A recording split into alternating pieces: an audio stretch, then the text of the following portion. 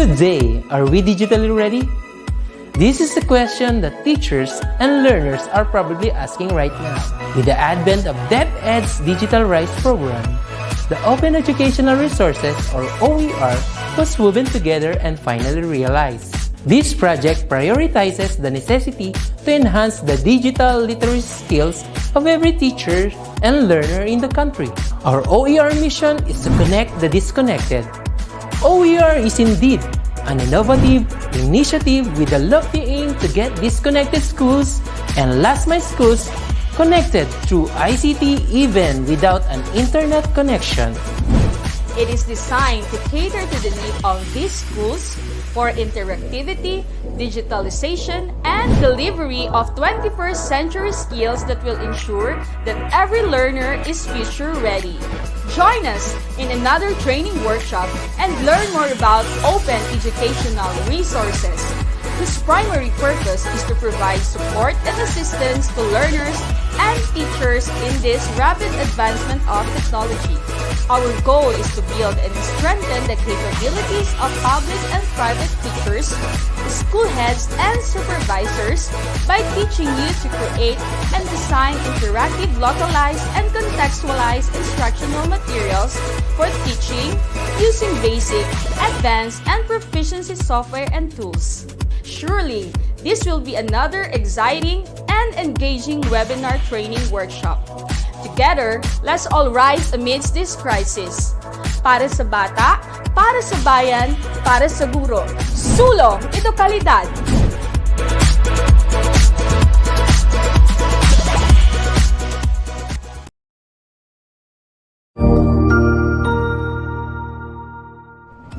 Magandang araw, Sir Wilbur po, at your service. Narito ang ETUlay upang gabayan ka sa inyong pag-aaral upang lubos na maunawaan ang iba't ibang paksa o subject. Ang ETUlay ay isang free online tutorial class na pinangungunahan ng DepEd Educational Technology Unit sa pamumuno ni Undersecretary Elaine Del B. Pascua. Ang programang ito ay hindi lamang para sa mga bata, kundi ito rin ay magsisilbing gabay sa mga magulang at mga guro kung paano nila ituturo o gagabayan sa bawat asignatura ang kanilang mga anak o mga estudyante. Sa kasalukuyan, ang self-learning module mula sa rehiyon ng Calabarzon at kilala sa tawag na pivot ang ginagamit sa ating ETUlay online class. Kaya ano pang hinihintay ninyo? Ihanda na ang inyong mga ballpen o lapis, papel o kwaderno at samahan kaming itulay ang pagkatuto para sa bawat batang Pilipino. Sama-sama tayong magtutulungan para malampasan ang mga hamon sa panahong ito. Halina't matuto kasama ang inyong online tutor sa oras na ito.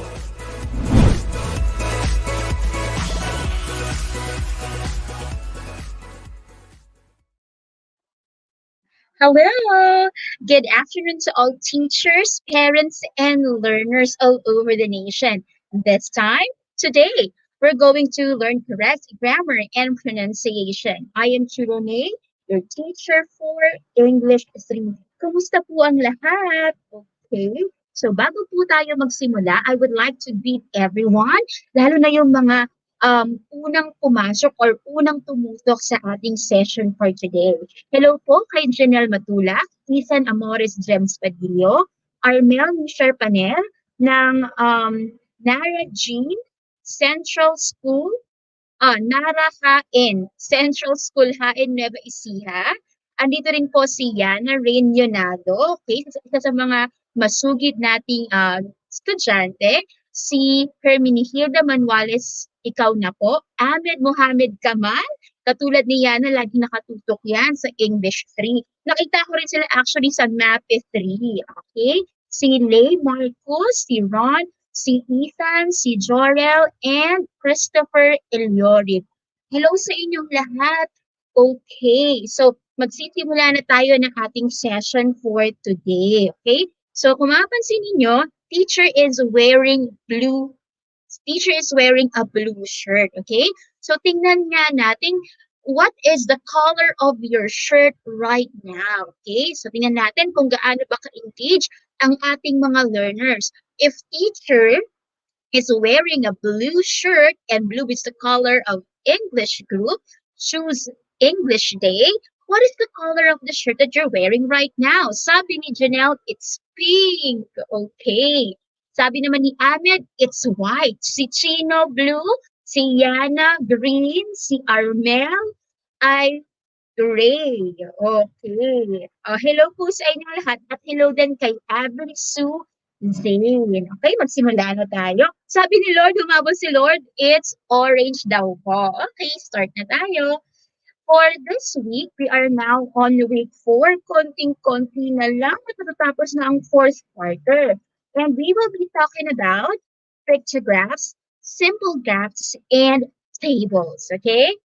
So, before we start, I would like to first acknowledge the module that we will be using this afternoon. And the module that we will be using is from Region 4A, Calabarzon, their pivot module. So thank you, Region 4A, for this wonderful module. Okay, so for our English trivia for the week, in a pictograph, this is used to indicate how many each picture stands for. This is also the same word that we use to open doors and gates. Okay, so later, before we end, we will go back to this question. You have to listen to teacher very carefully during her entire lesson so that you can answer this trivia. Okay, ready na ba tayo? Para mas maging ready tayo, I would like to feature the students who sent their selfies last week. The first one is Ian Joshua Fernandez of Balete Sur Elementary School, San Carlos City, Pangasinan. The second one is Ryan Matthew Cobar from Santo Tomas Elementary School, Aliaga, Nueva Ecija. And the last one is, yan, si Joel Sean Jordan ng Post Elementary School, Camp Vicente Lee, Maya Calamba, Maypa. It's Maypa. Camp Vicente Lim Maypa, Calamba, Laguna. Ang sabi niya, I always and excitedly wait for your class and listen to you attentively. I'm so glad to receive the message of Joel kasi makikita mo sa message niya na she correctly used the adverbs of manner. And adverbs of manner was one of our previous lessons for quarter 4. Thank you, kids, for sending in your selfies and your pictures.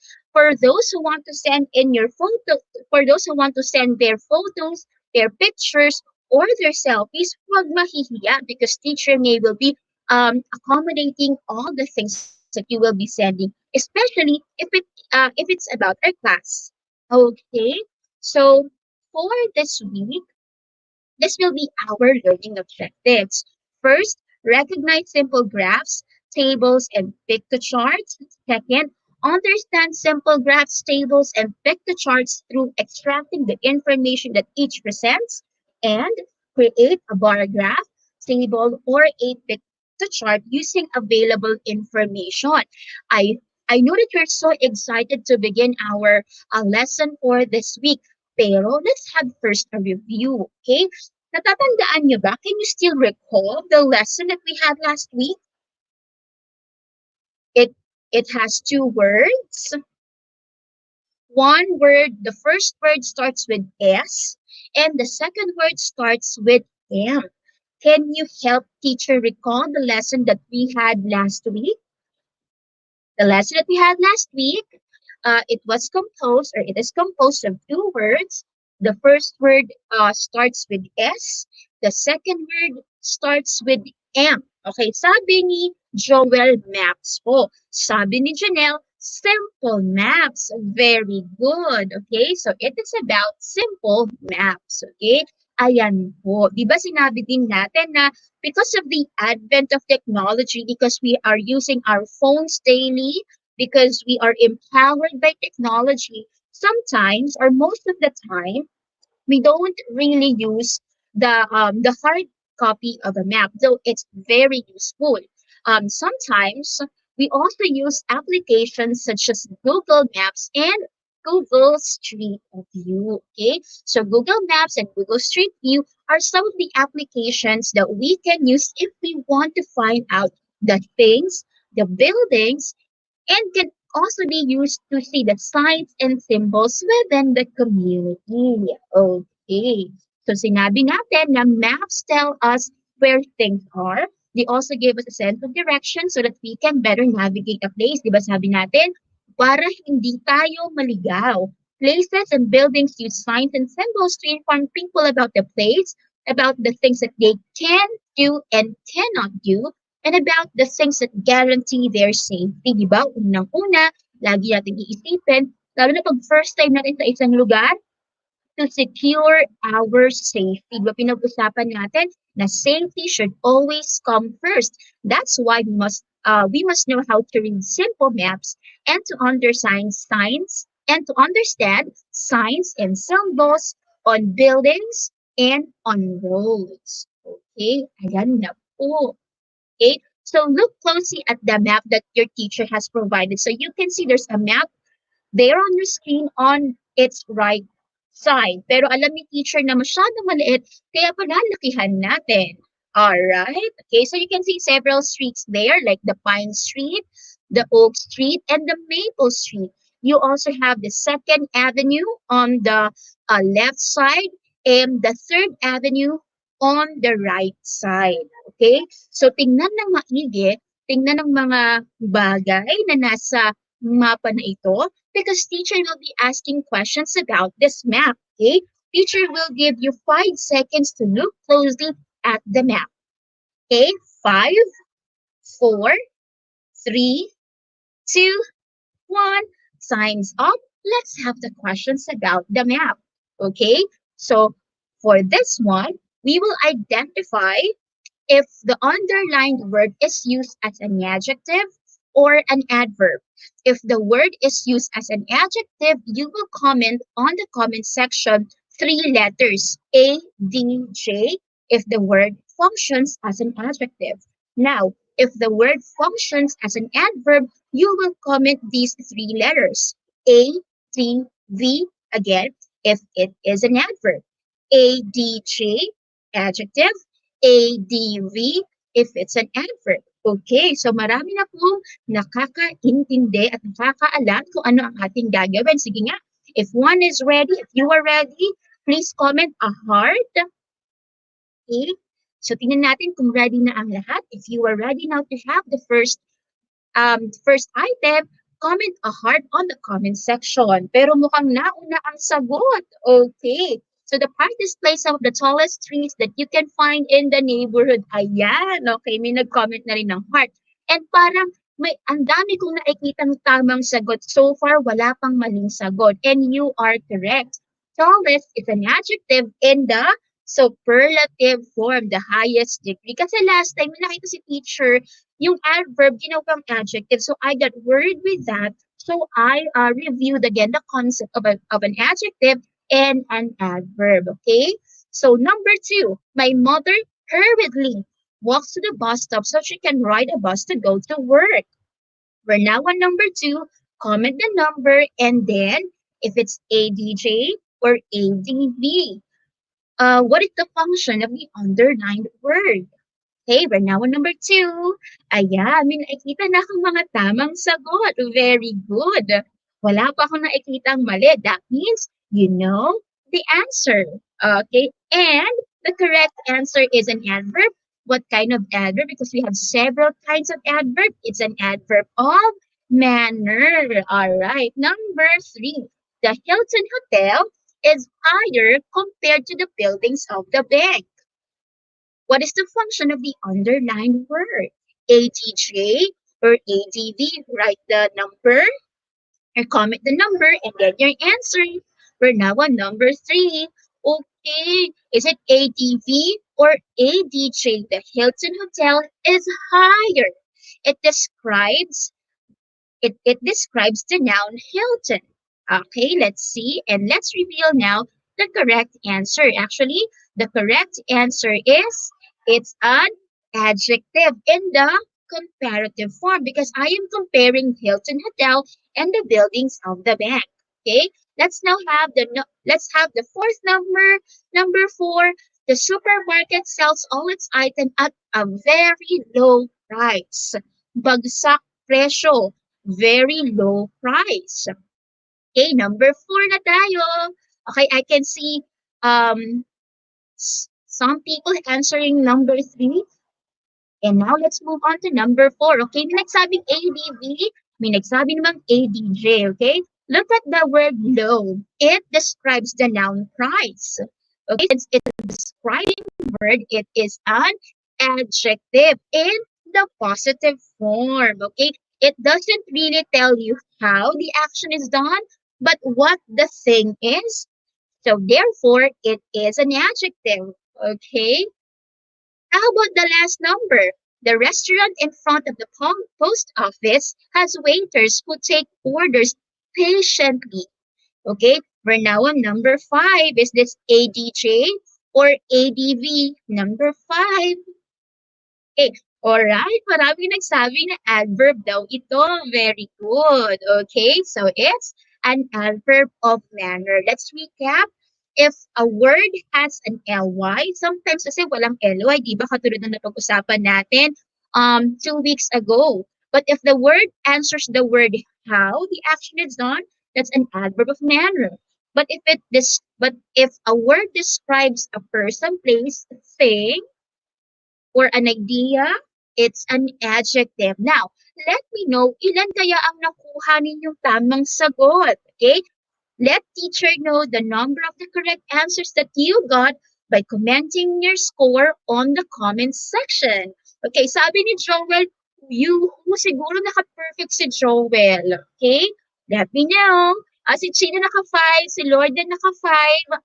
Okay, si Yana naka-5. Okay, kung nagkamali isa, huwag mag-alala because adjective and adverb, katulad ni Riley kasi may sad face, huwag mag-alala Riley, no? Kasi ibig sabihin nun, you still have a lot of things to improve. Sabi nga ni teacher, hindi agad magaling. And that means you need more time to study adverbs and adjectives. Pero hindi ibig sabihin nun, weak tayo or hindi tayo nakakasabay sa klase. You have enough time to study again or to review adjectives and adverbs. Ngayon, sabi nga ni teacher, you can do it. Hindi man na perfect agad. Alam ko, gagaling kayo sooner. Okay?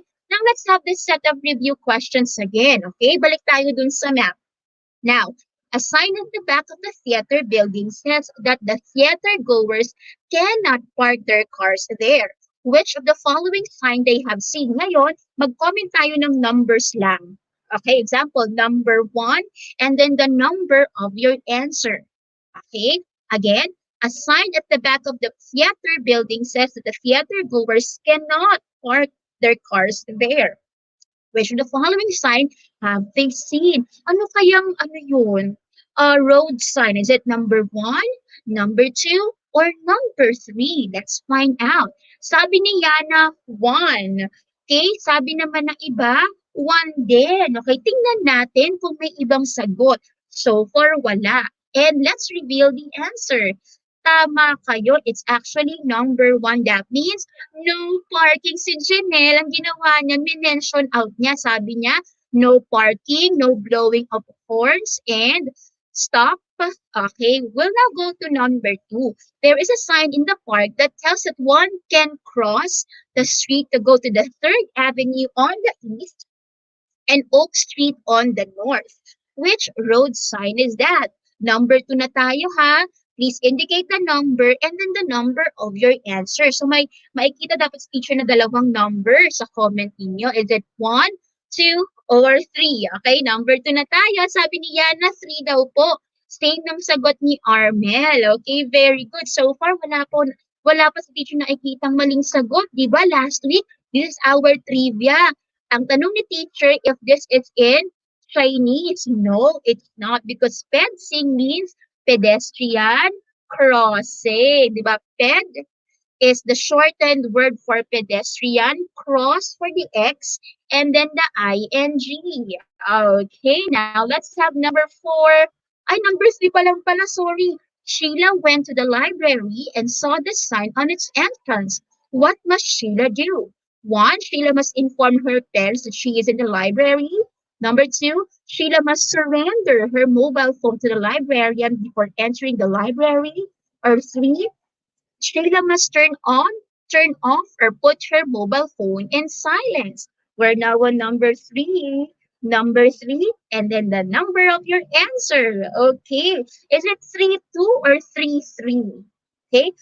Should you surrender or should you turn off or put your phone in silence? Okay. The correct answer is number 3, wag maingay kasi it's a library, so we should turn off or put our phones in silence. Number 4, while on his break, while on his way to work, Henry noticed this sign that you can see on the left side of your screen and a long line of cars. So it's sabihin may traffic.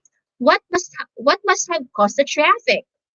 One, the town hall is vacated because it is being repaired. When we say vacated, that means walang tao sa loob ng town hall. Number 2, there are workers ahead and cars should slow down when entering the road work area. Or 3, the workers are repairing the water lines so the town hall will have a thin supply of water. We're now on number 4. Di ba nakikita niyo sa road sign ito? Lalo na pag nag-aayos yung mga Maynilad ng tubo ng tubig. Ano bang ibig sabihin ng sign na ito for number 2? For number 4, I think I have said the answer. And the correct answer is actually number 2. No? Dapat may nagtatrabaho sa kalye. There are working men ahead and you should slow down. Teacher, bakit kailangan mag-slow down? Because the working area is already destroyed. So dahan-dahan lang. Baka may malaglag na machine, baka kasi madisgrasya. Number 5, eto walang choices. Let me see if you can if you can still answer this one. One morning, the residents of the town were surprised to see this sign at the corner of 3rd Avenue and Maple Street. What does the sign mean? Ano kayang ibig sabihin niyan? For number 5, there are no choices. A teacher is testing if you can see or you can say the answer. Okay, ang dami ko nakikita tamang sagot. Pinahahanga ako ng grade 3 ko. Halos lahat tama. It is no U-turn or do not turn. No, bawal gumanon. Kailangan dire-diretso. Ang galing naman. Tuwang-tuwa ako. Or sabi ni Rose, no left turn. Pwede rin. Ang galing-galing. Okay. That means, confident na ako na alam niyo na yung lesson natin last 2 weeks ago and last week. Alright. That means meron kayong mastery of the lesson. And pag may mastery of the lesson, tuwang-tuwa ang teacher niya. Ibig sabihin, kayo ay nakikinig at kayo ay matatalinong mga bata. Okay, now let's have this one, okay? So it displays information using tables, using rows and columns. Okay, what do you call the chart that you can see on the left side of your screen? You can see there the boxes. They are clues of the kinds of letters on that word. We will now go on to our lesson, and the first question for our new lesson is like this. This one. What do you call the chart that you can see on the left side of your screen? Tingnan nga natin. Yung iba raw naka-4, yung iba naka-5. Pero wag mag-alala kung may isang mali. Ibig sabihin, may pagkakataon pa, itama ang iyong sarili at matuto pa. Okay. So wag wag kakabahan or wag mag-worry kasi baka sabihin hindi nakakasabay. Natural lang magkamali, di ba? Pero sa mga naka-5/5, naku, congratulations. Balik tayo sa ating first question. 1, 2, 3, 4, 5. It only has 5 letters. I don't think paragraph is the answer because the word paragraph is very long. Actually, it has PARAGRAPH, 9 letters. Okay, the first one that I saw who got the correct answer is Chino. And the correct answer is table. We call this chart a table. Okay. So how about this one? This one, kung yung kanina displays information using rows and columns, that's one naman, it displays information using bars with different lengths. Iba't ibang taas, may maikli, may mahaba, may mataas, may mababa. What do you call this graph? Okay? This graph is called, okay, dami ko nakikita tamang sagot. This one is called a bar graph. Okay, gumagaling na. How about this one?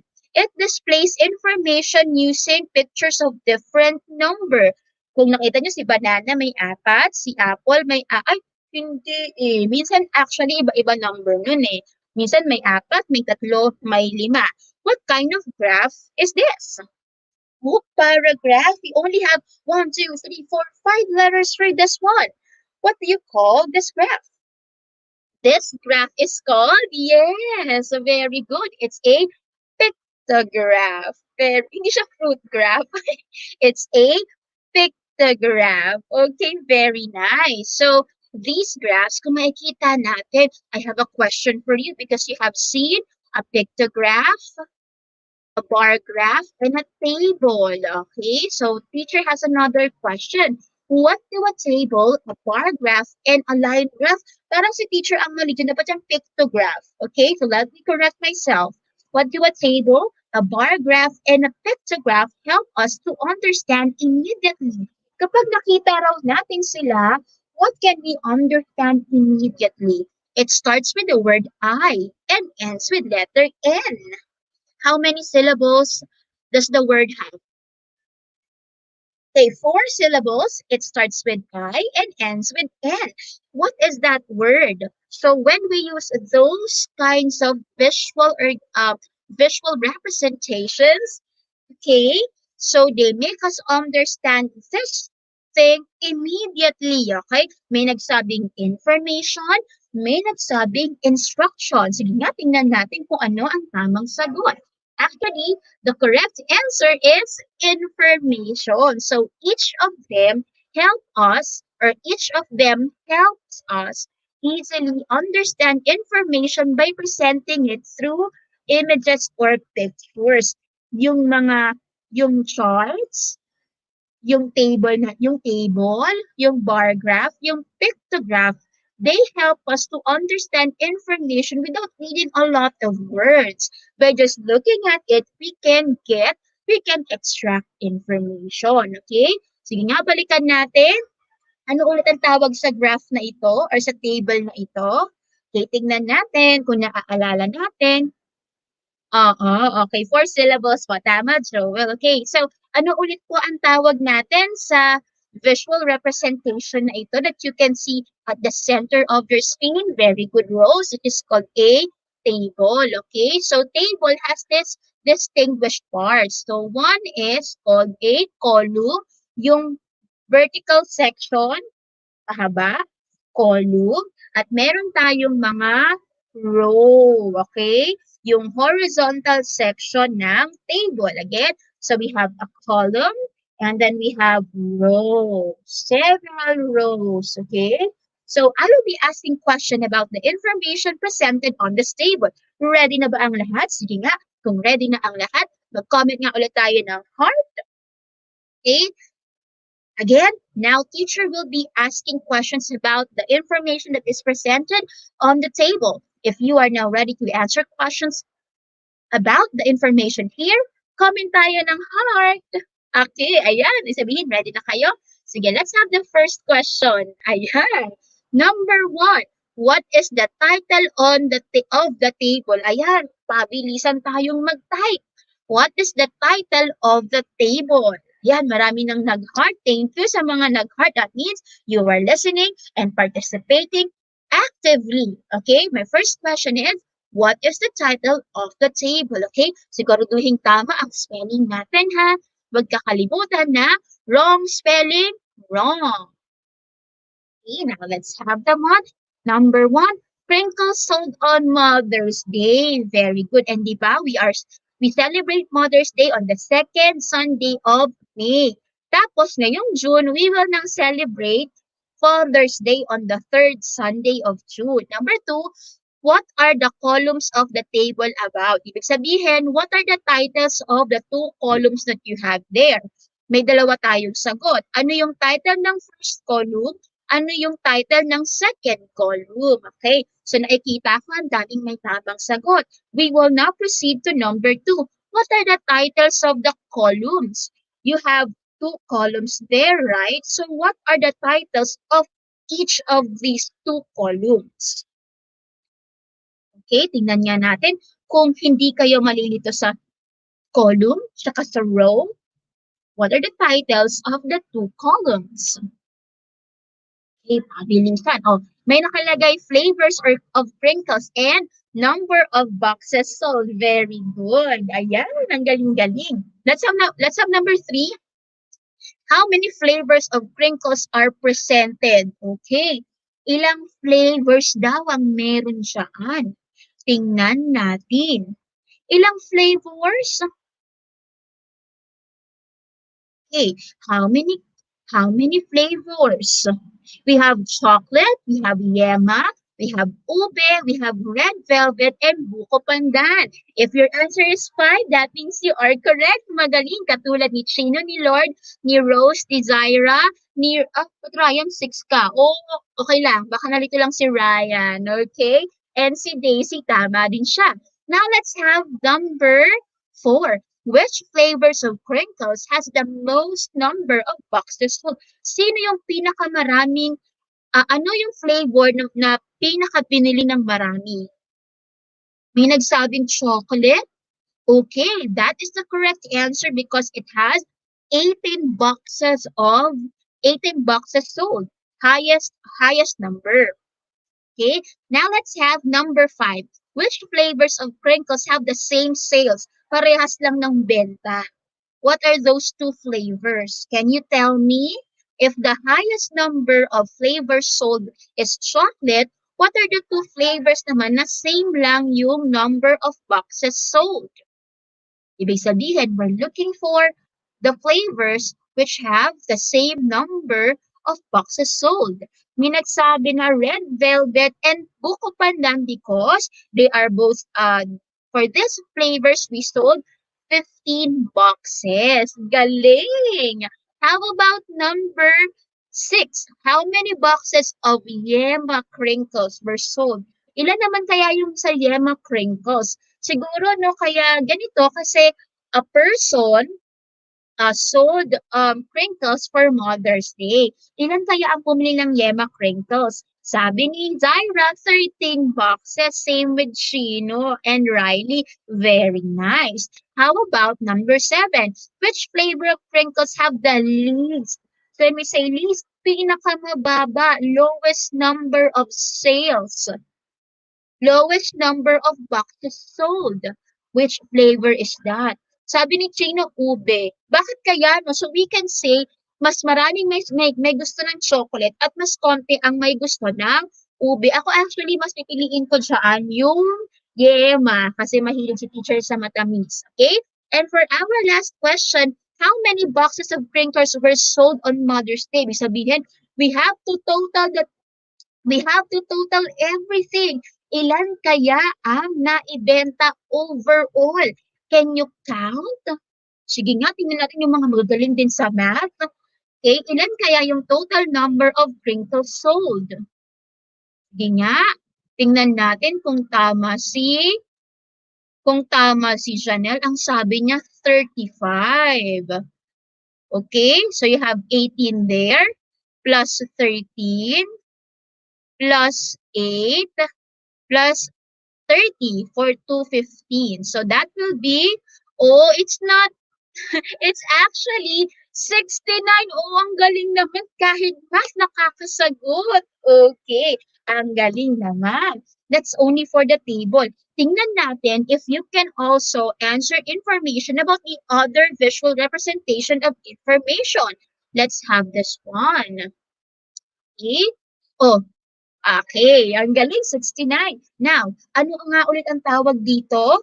Okay, dun sa tatlong visual representation of information, we have this at the second place. Okay, anong tawag nga natin ulit sa graph na ito? Okay, marami nagsabi na yeah. Actually, ako na-amaze ako kasi yung iba talaga nag-add. Tapos tama yung pag-add nila. If I were in grade 3, siguro si teacher hindi ko makakasagot kasi medyo mahina si teacher sa math. Okay? Pero I am so amazed because you were able to answer the total number of boxes sold. Balik tayo dito. What do you call this bar again? This graph again, it's a bar graph. And we have distinguished parts. Okay, kailangan malaman natin yung parts. So we have there the scale, ibig sabihin yung mga numbers. Okay, so it's um yan, wait lang. Ano natin, zoom natin. Kung makikita nyo, the scale here is by 2. 2, 4, 6, 8, 10. Minsan,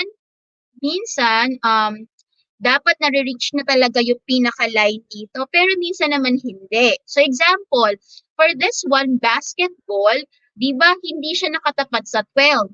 Hindi siya nakatapat sa 14. Ibig sabihin, nasa gitna siya ng 12 and 14. Ibig sabihin, 13 for basketball. Okay, another example.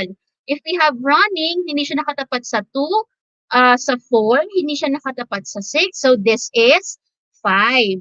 Okay. O sige, tingnan natin sa football ha. Okay. Ayon sa scale natin, ilan para sa football? Wala siya sa 6, wala siya sa 7. So ilan for football? Can you tell me? Football na tayo ha. Football. Hindi siya nakatapat sa 6. Okay. Hindi siya nakatapat sa 8. So it will be 7. Very good. Okay. So ibalik natin sa tamang side. So if you have here the scale, ayan na. So if you have there the scale, the next part is the label. Okay? So ano yung mga tinitingnan nating numbers? So we have basketball, running, football, tennis, and swimming.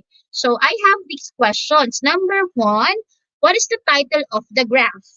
A, favorite sports of grade 3 students. B, number of students. Or C, kind of sports. What's the title of the graph? Tingnan nga natin. Okay, sabi ni Chino, total is 40. Let's find out. Okay, it's letter A, favorite sports of grade 3 students. Very good, because B is the title of the scales and C is the title of the labels. Okay, ayan. Number 2, which is the most favorite sport of the grade 3 students? A, swimming. B, basketball. C, tennis. We're now on number 2. Okay, let's see. Tingnan nga natin kung tama ang inyong mga... Kung tama ay sasagot ninyo. Okay, someone said number 2A. It's with the highest number of votes because it's 13. Ang mas maraming may favorite sa basketball. Okay? So, kaparehas ba kayo ng mga grade 3 students na ito? Basketball din ang favorite sports. Ako, ang favorite sports si hindi sport si teacher, pero when I was in grade 3, I really like to play Scrabble. Okay, naglalaro ko pa ba kayo? Tsaka Word Factory yung kinakalog. Yan, Word Factory. It's really nice. Number 3, which is the least favorite? Sabi ni Joel, chess daw ang favorite. Sabihin, Joel, ang galing mo mag-focus kasi, di ba? One needs a lot of focus when playing chess. Okay? We're now on number 3, which is the least favorite sport of the grade 3 students. Ibig sabihin, yung may pinaka-kunti, pinakamaliit na bar.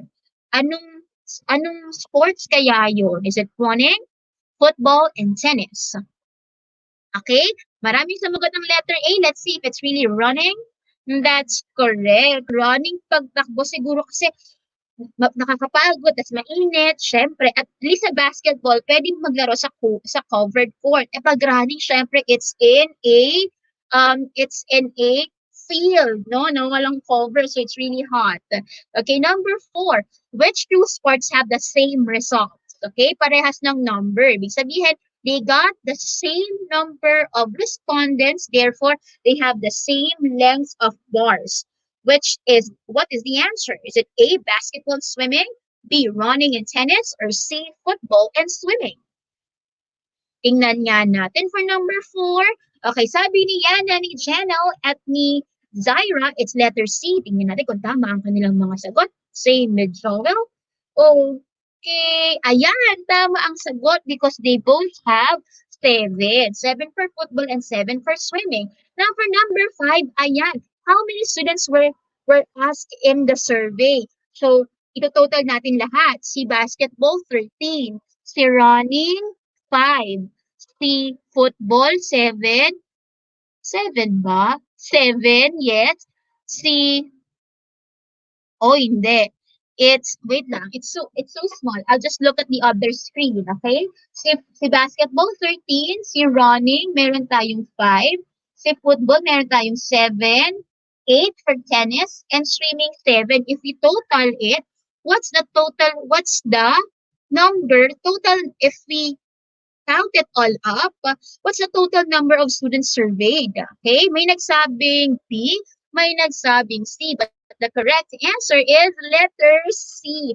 Kung tama ang inyong sagot, ibig sabihin magaling ang inyong um, fast math skills. Alright? Siyempre, hindi matatapos ang ating session kung hindi natin naaaral yung pangatlong visual representation. Okay? Anong tawag nga ulit natin dito? It starts with P. P, graph. Okay? Ano ang tawag sa graph na ito? Okay? So marami pa rin sumasagot ng number 5 and I can see tama ang mga sagot. Now, let's go to the third kind of visual representation. We call this as a pictograph. Yay! Johan! Naka 5/5 daw siya. Magaling, magaling, magaling. At marami nagsasabi na this one is called a pictograph. Very good. Now, let's now find out the distinguished parts of a pictograph. We have the labels. Kung sa bar graph, yung labels nasa baba, sa pictograph, nasa side. Okay? And don't forget the key. Ibig sabihin, kung makikita nyo, no, yung key is one picture, but it has a different equivalent. One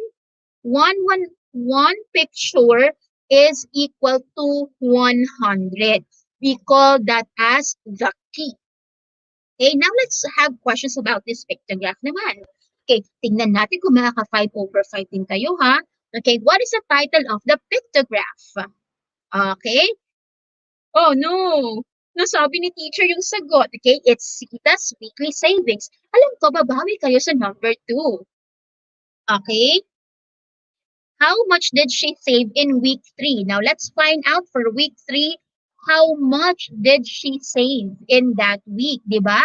One picture is equal to 100. If we have 5 bills there, how much is that? How much did Sita save in week 3? Naku, ang galing ni Lord. Nakita ko si Lord, si Joel is 500 pesos. Ang laki ng nasave niya no, nung week 3. 500. Okay, tama rin si Armel. How about on number 3? Okay, which weeks did Sita save the same amount of money? So we are looking for weeks that have the same number of paper bills because that means it's the same amount of money. What are those weeks? You have to comment two number of weeks. What are those weeks? Okay? If you answered, sabi ni Riley, week 2 and week 4. Tingnan nga natin. Okay. The answer is week 2 and week 4. Ang galing. Bakit? Because for these weeks, Sita was able to save 300 pesos because we have 3 paper bills. And again, 1 paper bill is equivalent to 100. Number 4, which week did she save the highest amount? Ano raw yung week na pinakamataas yung pera na na-save niya? Is it week 1, 2, 3, 4, 5, and 6 based on the labels? Okay, if you answered week 3, that is correct. Okay, now let's have number 5. How much is her total savings for 6 weeks? Ayan, magmamath na naman tayo. Okay, week 1, she was able to save 200. Week 2, 300. So 200 plus 300, 500. For week 3, that's 500. So 500 plus 500, 1,000. Week 4, 300, 1,300. For week 5, that's 400, 1,700. So what's the total number of the money that she saved? Okay, 1,800 pesos. Natin kung tama sila. Yes, very good. Ang galing na sa math. So you can see, we can actually learn how to count and learn English at the same time. So we have integrated language and numbers today. And what really amazes me is that we were able to understand the lesson for today. Very good. Okay, so let's review, let's recap before we say bye-bye. There are three ways one can present information easily. It is through creating a T blank, a B blank, and a P blank. Okay, so can you fill in the blanks? Let's complete this paragraph. What is the T? What is the P? And what is the P? Okay, let's see. Guguling ng mga batang to, no? Alam niyo po, naging grade 4 na kayo. Mamimiss ko talaga kayo. Okay? So, what is the T? What is the P? And what is the P? Table, bar graph, and pictograph. Ang galing-galing naman. So, let's see if that is correct. There are three ways one can present information easily. It is through creating a table, a bar graph, and a pictograph. Okay? So, this is an output that I want you to do. Okay? Because teacher would want to know if you really got the lesson for this week. So you can either send your output through my Facebook account, that's May Sevilla, Maysevilla, or through posting your work using the hashtags ETUlay English 3 or hashtag tutorme. Okay, so you can choose either a table, a bar graph, or a picto chart showing the following information from Monday to Friday. Or you can screenshot too para hindi nyo nakakalimutan. Okay? So, gawa kayo ng visual representation ng mga information na ito. Pwedeng yung daily savings nyo, araw-araw nyong ipon. Kasi dapat bata pa lang, marunong na kayo mag-ipon. Second, the number of modules that you accomplish. Ilang modules ang nagawa nyo nung Monday, nung Tuesday, nung Wednesday, nung Thursday, nung Friday. And the number of minutes or hours that you spend in using your gadgets. Example, naka 5 hours ka nung Monday. Ngayon Tuesday, naka 6 hours ka. Wednesday, Thursday, and Friday, so on. So you can show the information. Pili lang kayo ng isa dyan. Then use either a table, a bar graph, or a picto chart. No? Excited si teacher na makita ang mga gawa ninyong chart, and then let's show them to your classmates next week, ha? Huwag kakalimutan na mag-send ng output para makita natin kung gaano kayo natuto this week at kung marunong kayong gumawa ng sarili nyong table, ng picto chart, and bar graph. Pili lang ha kung ano yung gusto nyong gawin, okay? So, balik tayo sa ating English trivia. In a pictograph, this is used to indicate how many each picture stands for. This is also the same word that we use to open doors and gates, and we call that as the key. Okay, very nice. So, thank you so much, kids, for being with me in this session, and I will wait for your output so we can show them to your classmates next week. And don't forget to stay tuned because later on now we will have tutor. Ayan, ang tagal ng transition. Yay! Okay, we will now have Tutor Rafi for English 4. God bless, and I am excited to see your outputs. Bye!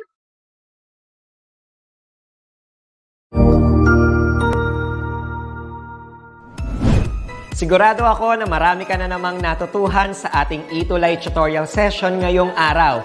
Tandaan, ito ay hindi lamang para sa ating mga mag-aaral, kundi pati rin sa ating mga minamahal na guro at mga magulang na kaagapay natin para maituloy ang pagkatuto sa kabila ng nararanasang pandemya.